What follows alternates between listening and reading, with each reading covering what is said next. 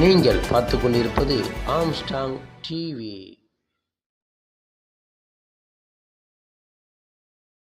வாரியம் என்ற ஒரு வாரியத்தை கொண்டு வந்து இன்றைக்கு சென்னை முழுவதும் ஆயிரக்கணக்கான அடுக்குமாடி வீடுகளை கட்டி அந்த வீடுகளில் அந்த ஏழைகளை குடியமர்த்திய தலைவர் தான் தலைவர் கலைஞர் அவர்கள் என்பதை யாரும் மறுத்திட முடியாது. கிட்டத்தட்ட இன்னைக்கு 2.25 லட்சம் வீடுகளை இன்றைக்கு இந்த வாரியம் பராமரித்துக் கொண்டிருக்கிறது. நம்முடைய தலைவர் அவர்கள் முதல்வராக பொறுப்பெடுத்ததுக்கு பிறகு இந்த துறையுடைய அமைச்சராக நாங்கள்லாம் பொறுப்பெடுத்ததுக்கு பிறகு தலைவர் கட்டிய வீடுகள் 45 வருஷம் 50 வருஷம் ஆகிப்போச்சு. நீண்ட நாள் பயன்பாடு தட்பவெட்ப சூழ்நிலை காரணமாக பல வீடுகள் சிரமடைந்து போயிட்டு வாழ்வதற்கே தகுதி இல்லாத வீடுகள் எவ்வளவு கணக்கெடுக்க போறாங்க. ஆக ஒரு ஆய்வுக்குழு போட்டு ஆய்வு செய்த போது சென்னையில் மட்டும் 29,000 வீடுகள் வாழ்வதற்கே தகுதி இல்லாத வீடுகள் என்று கணக்கிடப்பட்டது. வீடுகளில் குடியிருக்கிறார்களோ அவர்களுக்கே அந்த வீடுகள் வழங்க வேண்டும் என்று உத்தரவிட்டு இன்றைக்கு நம்முடைய அரசு பொறுப்பேற்றதுக்கு பிறகு 18,000 வீடுகள் அந்த சிதறமடைந்த வீடுகளை இடித்துட்டு இன்னைக்கு வீடுகள் கட்டுகிற அந்த பணிகள் வேகமாக நடைபெறும். அது மட்டும் இல்லை, இந்த பயனாளிகள் பங்கு 5 லட்சம் 5 லட்சம் வந்தது. இது ஏழைகள் கட்ட முடியாதுன்னு சொல்லி நம்ம தலைவர் என்ன பண்ண முதல்வர் அதுக்கு சாலை வசதி, வடிகால் வசதி, குடிநீர், மின்சார வசதியெல்லாம் அரசை ஏற்றுக்கொள்ளும் என்று அது அவங்களுக்கு அந்த பணத்தை அவங்க கட்ட தேவையில்லை, 1.5 லட்சம் ரூபாய் கட்டினா போறோம் அப்படின்னு முதல்ல ஒரு உத்தரவு போட்டாரு. வாக்களித்தவர்களுக்கு மட்டுமல்ல, வாக்களிக்க மறந்தவர்களுக்கும் வாக்களிக்க தவறியவர்களுக்கும் சேர்த்து என்று சொன்னேன்.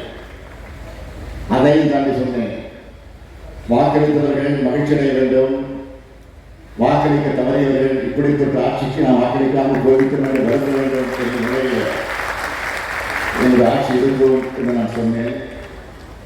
அது இன்றைக்கு திராவிடவாத ஆட்சியாக செயல்பட்டுக் கொண்டிருக்கின்றது உங்களுக்கெல்லாம் நன்றாக தெரியும்.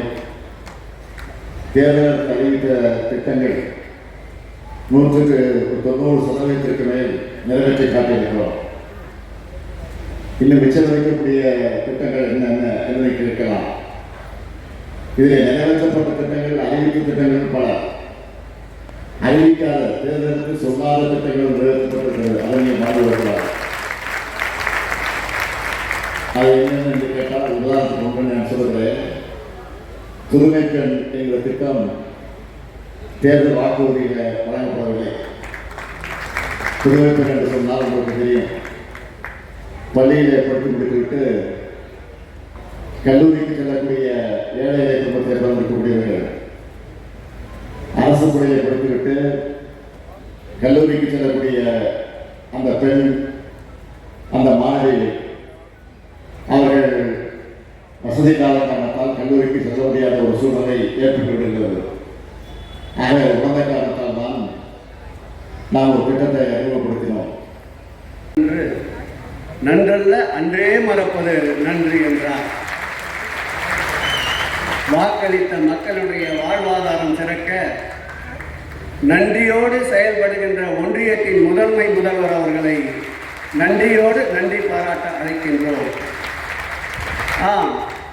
நம் முதல்வர் தான் முதலில் நேரடியாக மக்களால் வாக்களிக்கப்பட்டு முதல் மேயராக சென்னைக்கு தேர்வு செய்யப்பட்ட முதல்வர்.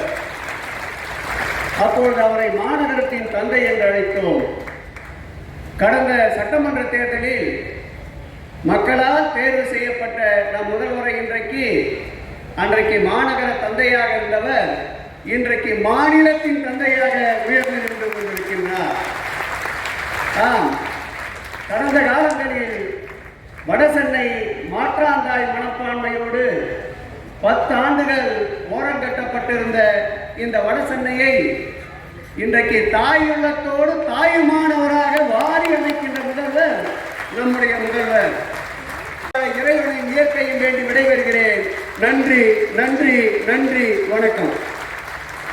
முதலமைச்சர் அவர்கள் ராதாகிருஷ்ணாபுரம் திட்டப்பகுதியை சேர்ந்த திருமிகு கோமலா மனோகரன் அவர்களை அன்புடன் அழைக்கிறோம். ராதாகிருஷ்ணாபுரம் திட்டப்பகுதியில் 168 குடியிருப்புகள் புதிதாக கட்டப்பட்டுள்ளன.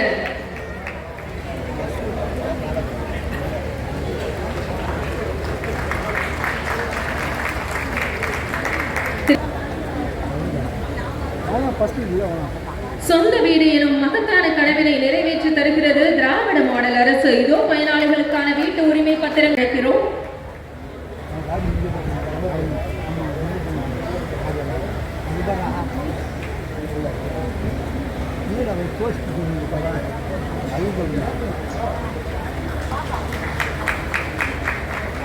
திருமிகு ஐஸ்வர்யா வெற்றிவேல் அவர்களை அன்புடன் அழைக்கிறோம்.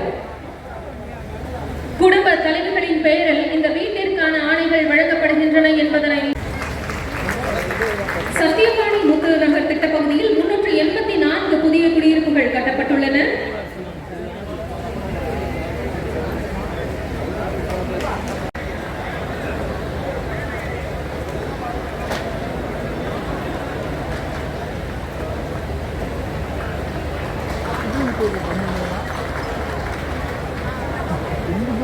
திருமிகு கஸ்தூரி மணி அவர்களை அன்புடன் அழைக்கிறோம்.